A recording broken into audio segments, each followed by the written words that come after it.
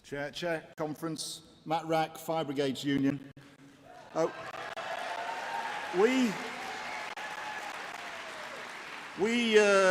voted against the Conference Arrangements Committee report this morning, and we did so because we considered how we would conduct this debate in our union.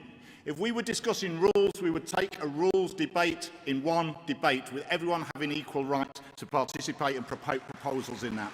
And if we were discussing different options, all the options would be put before our conference, not one prioritised above others.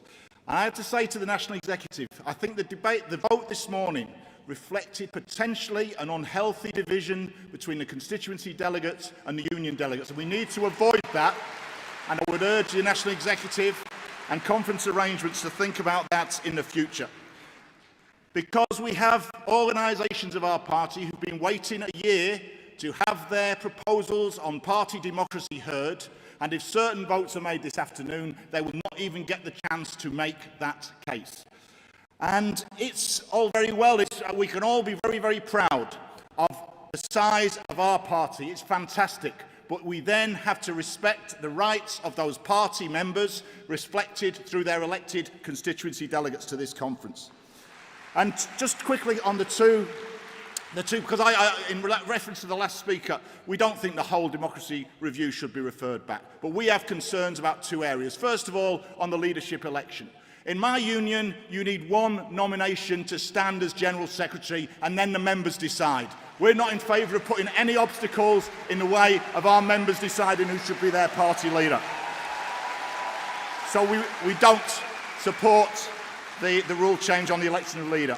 And on selection processes, again, we discussed this in our union. I have to say it was not controversial at the Fire Brigades Union Conference. It was unanimous to support open selection. People are bemused that this has become such a supposedly scandalous issue. It is normal practice in the Labour movement that people have to put themselves up for election and for re-election. Jeremy Corbyn is not a Labour MP because he's called Jeremy Corbyn, or because he's fantastic, or because he makes jam. He's the Labour MP because local Labour Party members selected him as the best candidate to stand for Labour in that constituency.